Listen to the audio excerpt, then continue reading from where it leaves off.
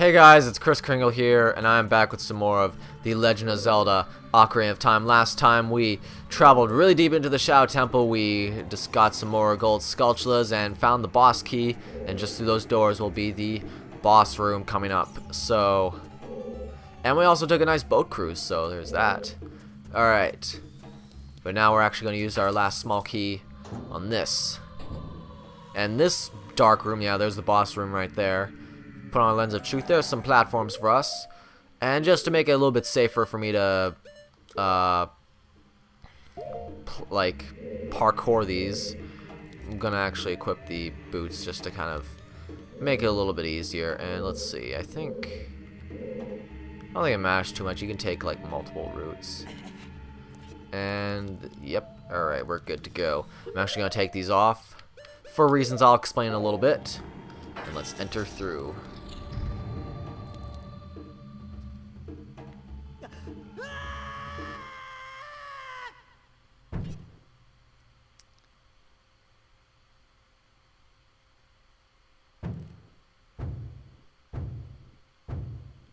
Trim your fingernails, jeez.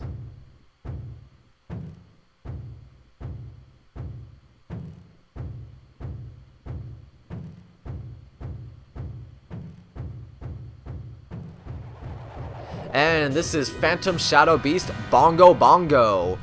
This is considered to be possibly the hardest boss in the game. For many reasons. One is because it actually hurts quite a bit, and moves quite sporadically. What you want to do is just stun both of the hands, and then the eye will charge you. And oh, I didn't pull out my thing fast enough. Crap. Once you keep a lock on, then it should be not too bad. The reasons why I don't have, because it seems like you should use the hover boots for this battle, right? Well, no, it actually, for me at least, it makes it harder. So I'm gonna keep them off. And alright, so there, once you shoot the eye, you just wail away on it. Alright, I need to, because it's kind of hard to do the boss when you don't have a lock on them. Alright, there we go. There we go. This boss isn't too hard once you get used to the pattern. It's probably the most Zelda-esque boss in this game, because it's like, shoot the big glowing eye, and then hit it. Oh wow, oh, I did it, wow. There we go. This should do it. There we go. Not that hard, you know, once you really get down to it, but it can be, especially for the first time player, potentially be the hardest boss in the game. But I do like the kind of, it's really creepy design. It looks almost like it's a flower for its face, like just sprouting out with its eye, and it looks really creepy. Also, the fact that we're basically fighting on a giant bongo drum is pretty funny. And it definitely looks kind of the most arena-esque kind of battle. Sorry I didn't the boss battle went by so fast, you know, it's just like, didn't have time to talk about everything. But yeah, that's the basic strategy that I do for defeating it, using arrows to stun it, its hands, and then its eye, and hitting it. And we got a nice heart container. There are other strategies you can do like that, but mainly the strategy is just using different items. Like you can use the hook shot instead, or Deku Nuts, or whatever, those kind of things. But personally, arrows easiest because they come out the fastest, and you know, straight line and whatever. But now we are in the Chamber of Sages once again. And who is the sage? It's you. The boy with the noble Zelda's Ocarina, as I expected, you have come. I am Impa, one of the Sheikah. I am Princess Zelda's caretaker, and I am also the sage who guards the Shadow Temple. We Sheikah have served the royalty of Hyrule from generation to generation as attendants. However, on that day 7 years ago, Ganondorf suddenly attacked, and Hyrule Castle surrendered after a short time. Ganondorf's target was one of the keys to the Sacred Realm, the hidden treasure of the royal family, the Ocarina of Time. My duty bound to me to take Zelda out of Ganondorf's reach. When last I saw you, as we made our escape from the castle, you were just a lad. Now I see that you have become a fine hero. There's nothing to worry about. The princess is safe now. Soon, you will meet Princess Zelda face to face, and she will explain everything. That is when we, the 6 wise ones, will seal up the evil king and return peace to Hyrule. I have to stay here. You go to Princess Zelda's side and protect her on my behalf. Now I put my power, which should be helpful to you, into this medallion.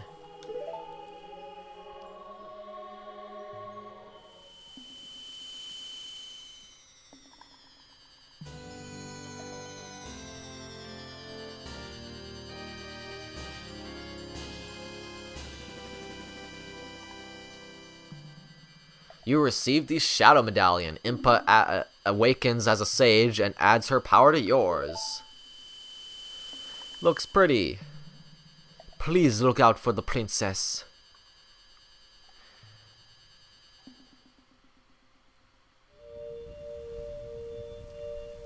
And now we're back outside of the graveyard. Now we figured out where Impa was, so that was something. Now one of these sages. I guess if you really just pay attention to how the story goes, you could probably figure that out, but you know. And I did not mean to read that. Oh geez, stay away from me. I don't like ghost stories. Alright.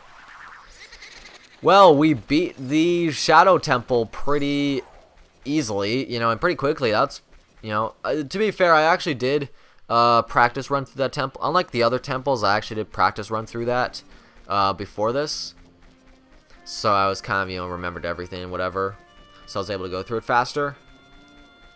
But yeah, we went through that at pretty good speed. And, you know, that boss battle only took like what? Like, well, that section I did only took like 5 minutes. So I don't think that's good for episode length. I want to kind of offer some more stuff. So we're actually going to make our way to pretty much our only real destination to go to right now that we haven't really explored too much yet. Is Gerudo Valley, so we're gonna just head over there and see what we can do there now. I'm sure there's probably some stuff there. Alright. And, oh my god, I don't know what causes this. It's just like this weird thing that happens where you're going too fast on the bridge. The opponent just doesn't like it or something. I don't know what is wrong with her, but whatever, I guess.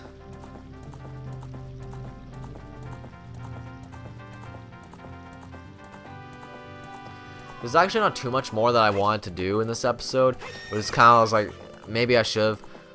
Like, I don't think I would have. I didn't really want to squeeze the boss battle into the episode before this, or part before this, but you know, it's kind of short just leaving off with just now. But so I'm gonna do a few other things, because you know, starting off, I'm gonna just actually head to Gerudo Valley.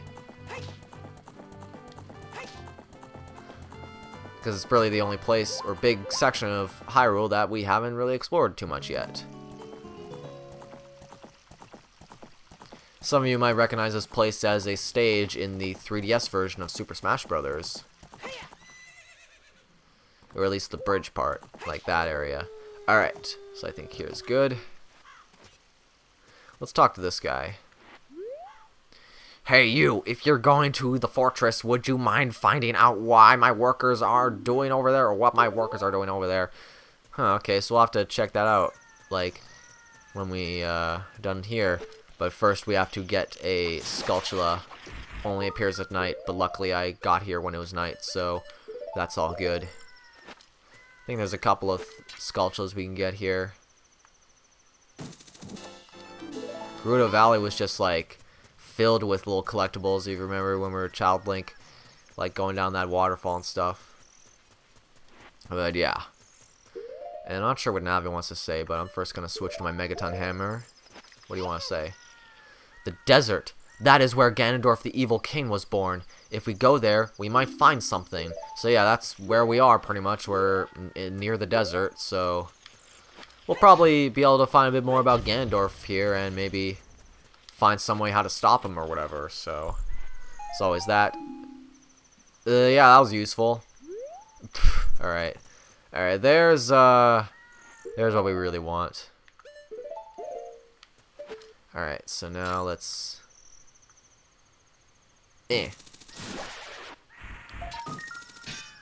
Oh, come on. There we go, alright. So, let's now actually head up further, because we haven't explored this area yet. That guy wants us to see if we can find his carpenters, so they might be up here then, from what he told, so, you know. Gerudo's Fortress, and there is a lot of security around here.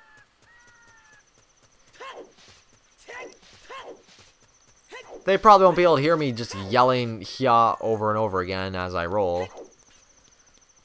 Let's just actually... Oh my god, I got caught. Halt, stay where you are. Not to worry, guys, I did that on purpose. You're actually kind of supposed to do that, or at least I like to.